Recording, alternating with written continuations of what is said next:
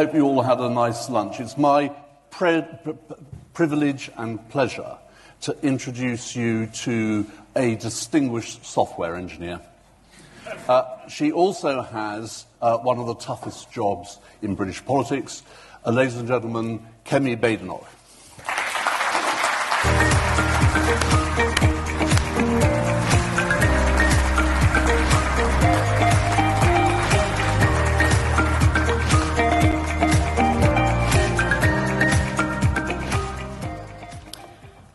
How do you know whether a politician is actually going to do what it is they say they'll do?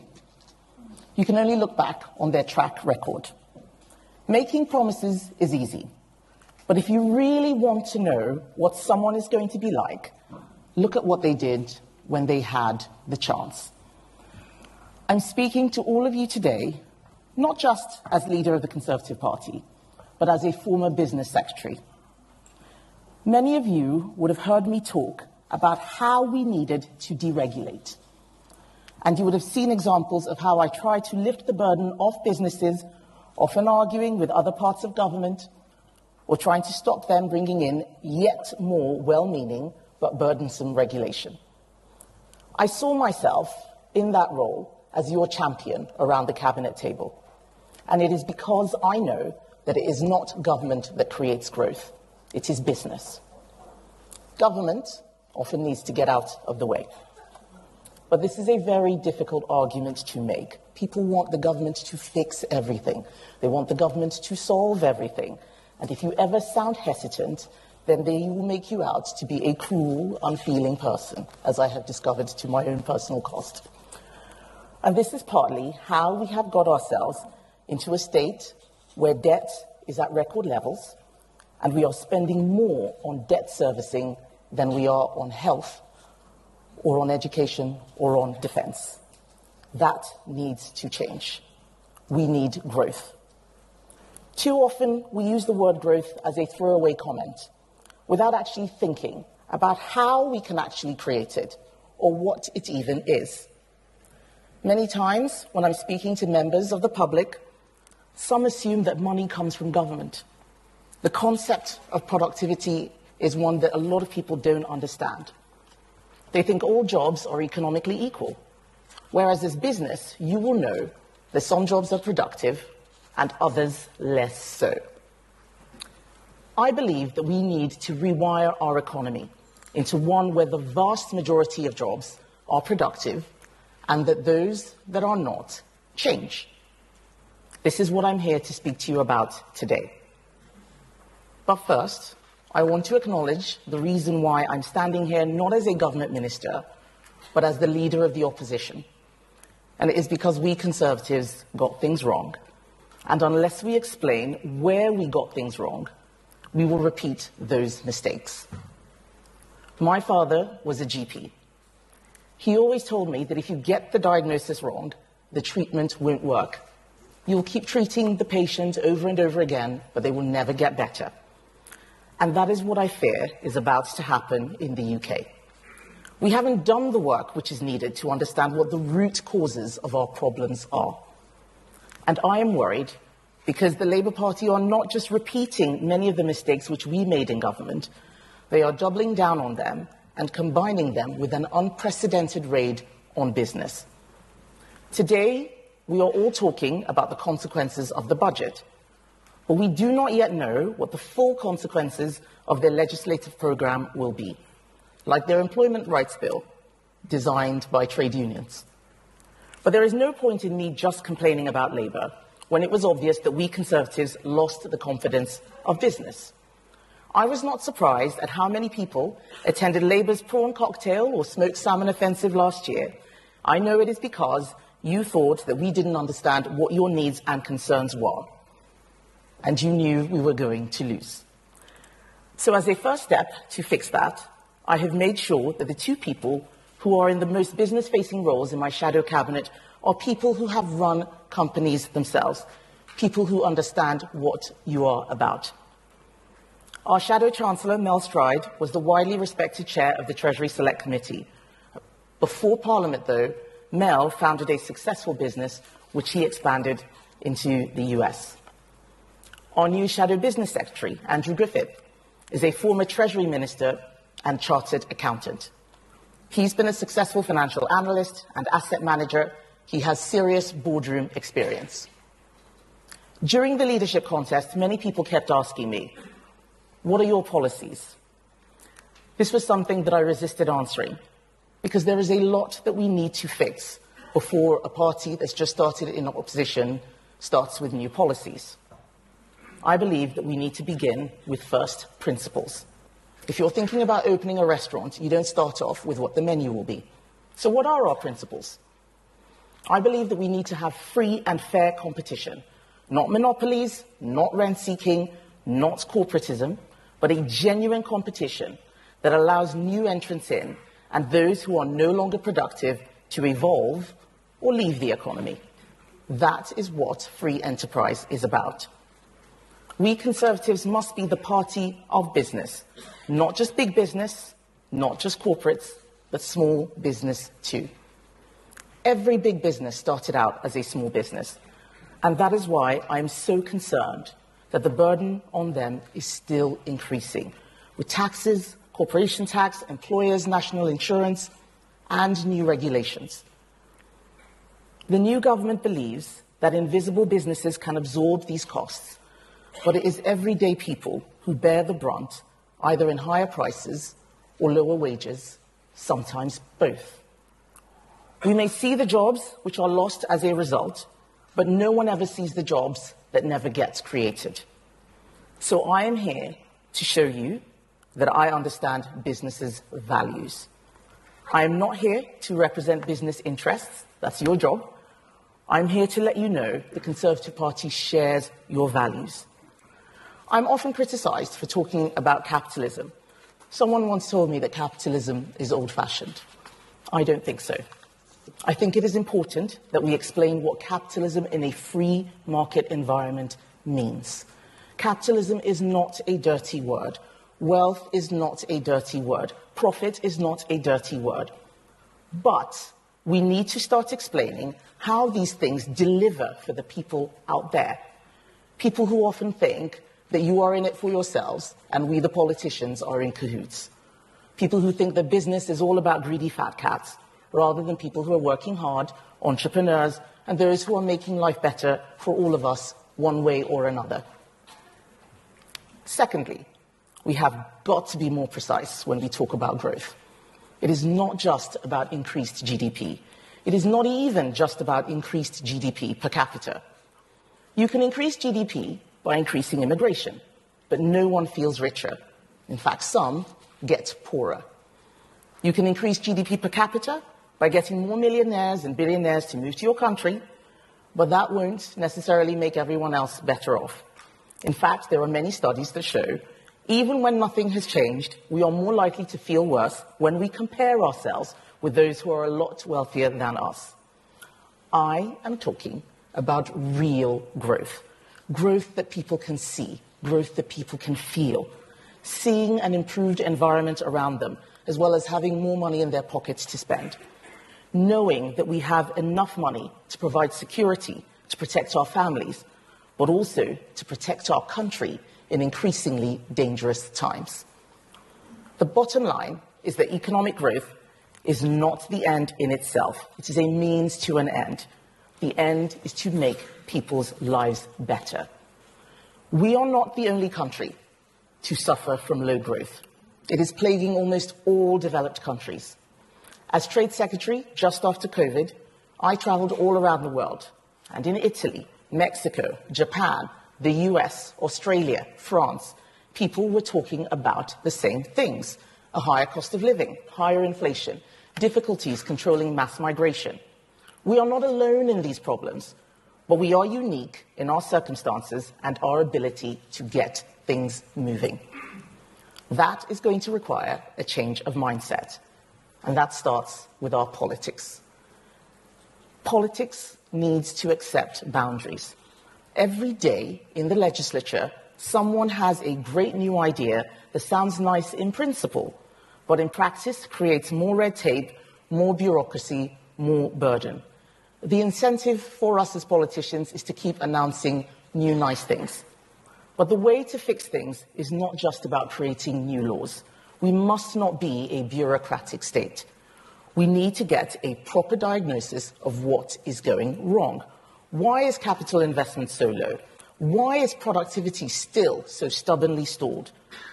I have read endless reports and many reviews with all sorts of potential solutions, improving skills or getting our pensions working harder for us, and we have brought in regulations and policies to address this, and yet still things are not getting better.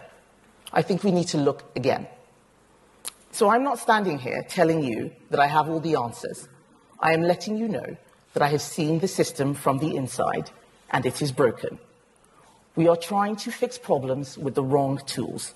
We are using a mindset and a paradigm that worked well in the late 20th century, but does not work well when we have aggressive competitor economies like China and when there is rapid technological innovation, when our society is getting older and the birth rate is still too low. More quangos, more interference, more regulations, more laws will not fix that. We need to ask ourselves, what is the role of the state? What can we do to create a level playing field and allow you to go out and fix those problems? Finally, government itself must change. It must change what it does if growth is ever properly to return. We didn't address this when we were in government, and if Labour does not, they will fail. Government is going to have to learn from business about how to work better, quicker, and be more responsive. We can no longer tolerate a situation where building roads takes decades, where Treasury decision-making means railways don't get built, where the planning system stops investments being made by you and your colleagues. Over the last 2 decades, you have all had to transform your business models to account for massive societal and technological change. It is time that government does the same, because what we have now isn't working. They will tell you that there is no alternative. There is. We need an alternative strategy so we can finally unleash the power of business to make our country better. I believe in the immense power of business to do good. You may not be the public sector, but many of you deliver critical services for the public. So I will stand up for the values of business. It's time to defend free enterprise and capitalism, to defend lower taxes, less borrowing, and healthy, real competition. It's time to recognise that business is a force for change. It is time to acknowledge that to get growth, real, meaningful growth, that improves the lives of everyone in Britain, we will have to change what we all do. And that is what the Conservatives, under my leadership, are now about. Thank you.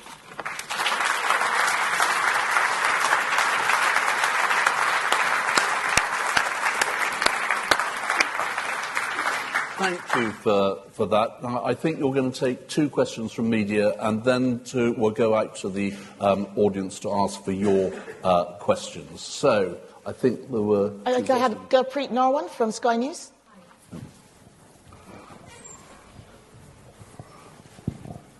Thank you very much. Would a Conservative government under your leadership reverse the Chancellor's decision to raise employers' national insurance contributions? Well, one of the things which I have said is that where we can see that a change that has been brought in the budget will obviously not work and will not raise any money, we will change that. I said that, for instance, with the family farms tax, the agricultural property relief.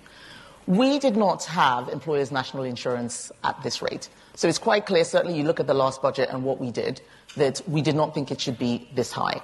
One of the things that we're going to have to do is rewire everything. So what I'm not going to do is comment on every bit of micro-policy. There will be different budgets, there will be new things that occur, the system may change. What I am starting with is principles. We believe that employers' national insurance, while necessary to help us fund public services, is a tax on jobs. I know this from personal experience. When employers have to pay it, it means that they have less money for higher wages. They may not create new jobs. So we need to make sure that the balance is right. The fact that so many organisations, especially those that have people who are on the lowest wages, are saying that this is becoming unaffordable means that we should look again. And that's one of the first things that we're going to be doing when we start our policy platform. Simon Jack from BBC. Yes. Thank you very much. Simon Jack, BBC News. You say that there is an alternative. What was the alternative to raising taxes to fill the black hole which was left by the previous government? And what taxes would you cut, or what services would you cut to fill that black hole? Thank you, Simon. So I disagree with the premise of the question. We need to stop looking at everything as if it's just a ledger where there's taxes raised and services delivered. Not everything that government does is public services. We can do things better. We can redesign things. You look at, I often use the football regulator as an example. That was something that we brought in. That is more government. Do we need a football regulator?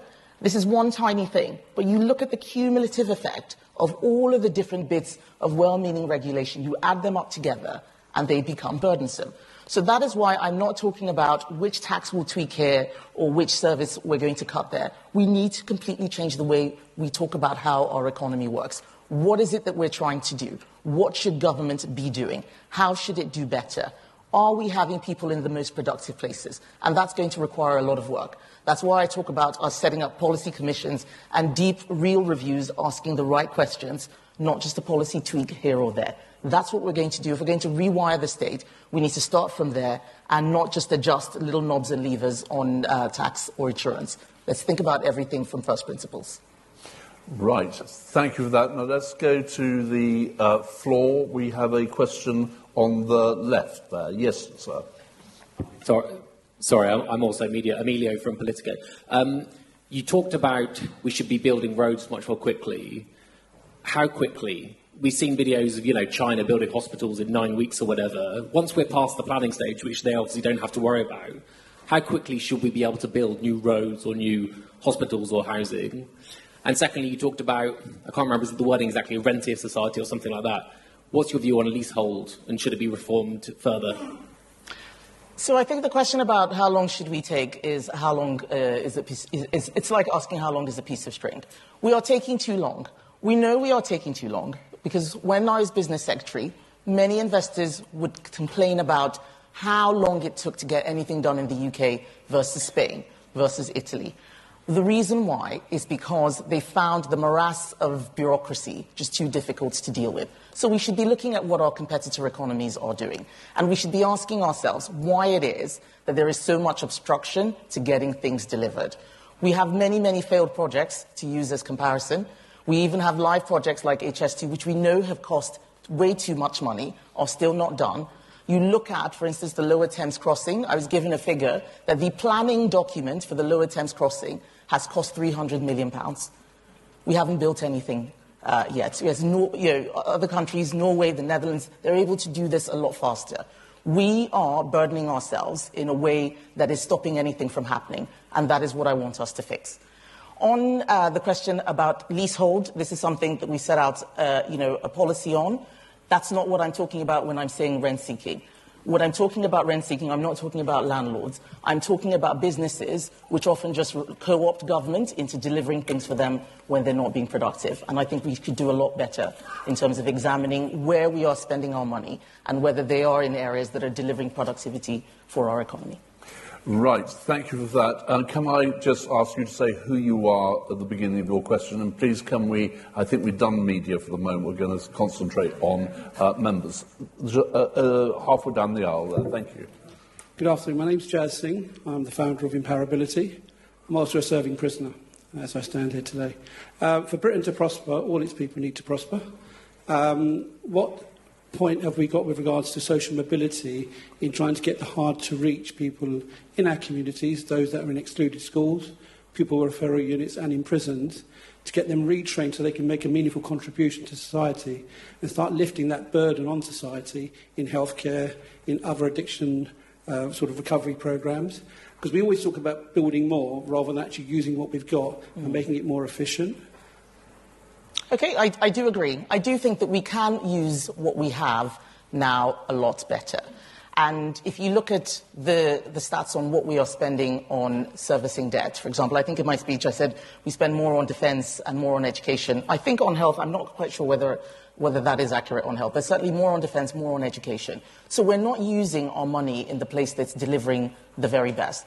But to the point you made about those who are disadvantaged, about social mobility, about giving people a second chance, like people who have been to prison, we need to make sure that we start, as I said, from first principles. I've often talked about the importance of family. Yes, it is something many people think we shouldn't talk about. It's not the business of government. But you look at the prison population, for example, you look at those who are severely disadvantaged. Family has the biggest impact. What can we do to support families? Whether it's on getting mothers to work, whether it is on childcare, or even in providing safer, stronger communities. These are things where we need to look at what we're doing and whether it's just busy work or actually things that are making a meaningful difference to people's lives. There are a lot of things that we did do when we were in government, which I think worked. We had a troubled families program.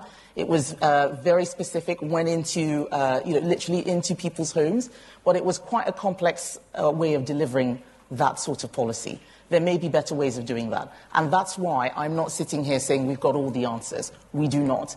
We've had 14 years of different flavours of Conservative government, but we still have many of the challenges that our peer countries have, whether in France or Germany. What can we do to try and turn things around, given the state of technological innovation, competitive countries, an ageing society, demography, and so much more? I think that there's a lot more that we can do. Thank you. Over on the left, please. And if you want to ask a question, just waggle your hand vaguely in the air and somebody with a paddle will come and tell you that you just won the auction prize. Yes, over on the left, sir. Hi, Joe Parkinson from WeGrow.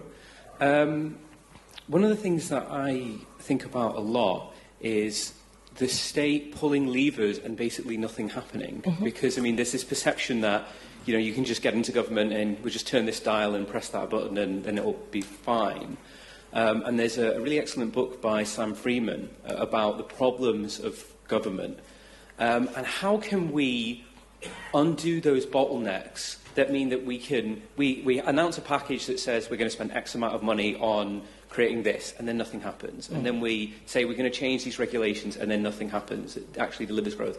So how do we undo those bottlenecks within the British state at the moment to actually allow decisions that are made and resources are allocated really manifesting themselves in change that affects people on a daily basis? Thanks.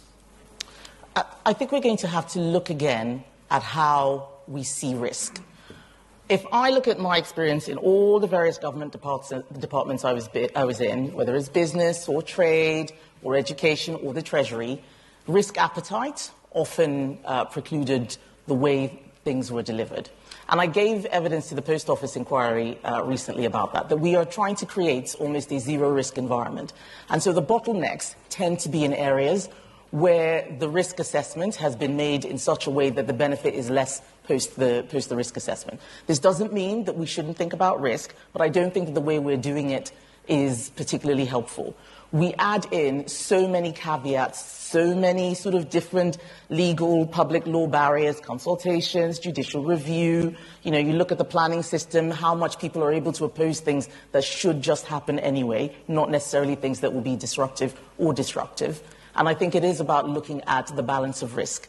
You look at what happened during COVID, for example. I think we got the balance of risk wrong there, but we cannot create a zero-risk environment. We need to get more people understanding that risk does create reward, and that if you do take risks and you lose, the government cannot always be there to bail you out, but that if you do succeed, then you should be able to enjoy those rewards. So let's look again at risk management, risk appetite, and what it is we are genuinely able to bear. And I think that that will help us move and shift some of those levers that are actually quite stuck. Right. Just to say we have a slight problem with a shy right. All right. So we want to keep balance between the left and right of our parties. I will look at them. So I'm going to go to the right-hand side of the panel there. Thank you. Good afternoon. Dominic Collier from City and Guilds. Our recent report, Making Skills Work, highlighted that 91% of CEOs see developing skills as fundamental to boosting productivity. As leader of the opposition, how will you focus on this area? Well, I think I'll start by making us more specific about what we mean when we say skills. I sat in many round tables, many meetings, and everybody was talking about skills, and we were speaking at cross purposes. What exactly do we mean? For some people, it's basic social skills. I remember doing a prison visit, and I was told that we teach them skills, and I asked to see what sort of skills they were teaching, and it was basic things like teaching people to say please and thank you. The prisoners who left prison, who couldn't use those the language that children use, were unable to move very far. To the more, the other extreme end of the line, AI and so on, there is a huge spectrum of skills development that is required. Making sure that we are able to do so in a way where we're developing the talents of people in this country, creating more second chances, not just assuming that what you did at A-levels or at university is what you're going to do for the rest of your life, when we know that we're all getting older and we're all going to be working longer. So I would like us to be more specific about skills. I sat in meetings where some people were talking about, very serious manufacturing skills, and another person was talking about PowerPoint. It's not the same thing. We need to be more specific in our language. We need to talk to each other better, and I think that way we'll be able to develop real policy that makes a difference. Thank you. Question over there. Hi, I'm Lenny Rolls from the University of Sussex. I wondered, following on from that question, given the skills that we're providing students that are coming through and how important universities are to the UK economy, what more you think government needs to do to support universities to be able to deliver growth for the economy? So I actually went to the University of Sussex. That was where I got my first degree in engineering. And it amazes me how much has changed in the last sort of 22 years since I finished, how even the programming and the coding which I was doing there has become obsolete. I think being able to stay current, being able to evolve with changing times is one of the things that universities find very difficult to do, and being able to show what it is that they're doing that's different, that is providing us with a competitive and comparative advantage against our peer countries is key. I am quite worried right now about the ability for your key customers, that is students, to be able to pick the right course for what they want to do in life. I think that there is a lot of confusion about what you can do with courses. Many courses teach knowledge, not necessarily skills. So you would have heard lots of people sit in conferences like this and talk about, better partnerships with business and government and the education sector and so on and so forth. I don't want us to deal just in cliches. What does a successful partnership like that really look like? It's got to be something which we can measure. It's got to be something where the metrics are showing that what universities are doing are making a difference. And as I said, in the same competitive environment the business needs to work in, universities need to work in that competitive environment as well. If universities are not delivering for their clients, for their customers, then they need to evolve or leave. And that's one of the things that I think that we can do better in terms of measuring the genuine outcomes of the people who are passing through our educational institutions to make sure that they're getting what they are being promised, because they mostly only get one chance. They come out with a lot of debt, and we need to make sure that we're making sure that they use that one chance as best as they can. Kemi, thank you very much indeed for that, and thank you for coming here